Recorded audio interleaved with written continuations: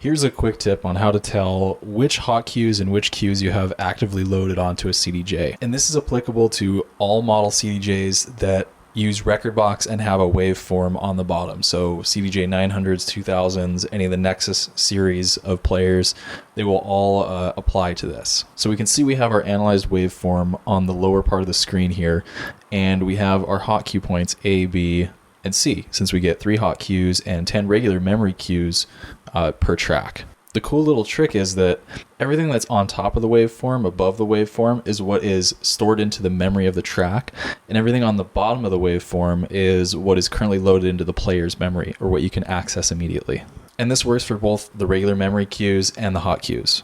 So if I go ahead and call the hot cues CBA, you can see they show up on the player display.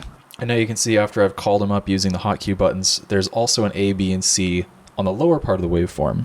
This can really come in handy if you're not sure if you loaded the hot cues for a track previously, or maybe if you want to use hot cues on different tracks simultaneously. That can be a real quick way to tell where your hot cues are at. It also works with the memory cues, the regular memory cues, like I stated before. So you can see as I'm clicking through these different memory cue points, the little triangle is moving along the bottom of the waveform as well as the top to match up with which cue is live in memory. So let's say I had a cue that was started from this point. Even if I go all the way to the end of the track, you can see where the original point was placed when I hit the cue. So if I hit out, this also serves as a reminder to where the beginning of the loop would be if I were to hit the loop feature. So you can see it jumps right back to that point. You can also set these cue points on the fly by hitting the in button and then hitting memory. And that'll create a new point, as we just saw above the waveform where I hit in.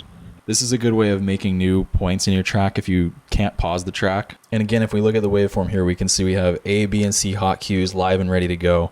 We can see where our cue button was last initialized, or the in part of a loop was initialized. And then we can also see which memory cues we have available up on top of the waveform.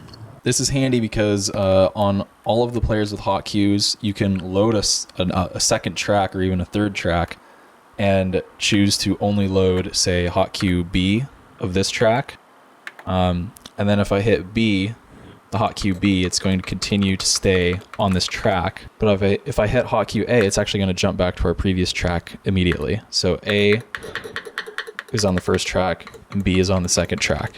And again, that's instant. There's no memory buffer that has to catch up. It's an instant cue. So now you can see I have 3 different cues. One on hot cue A, a second one on hot cue B, and a third one on hot cue C. So you can see how this could maybe give you some more creative leeway in your mixes. I hope this video maybe helped you decipher the waveform section on the CDJs. If you liked the video, make sure to leave a like and a comment, and thanks so much for watching.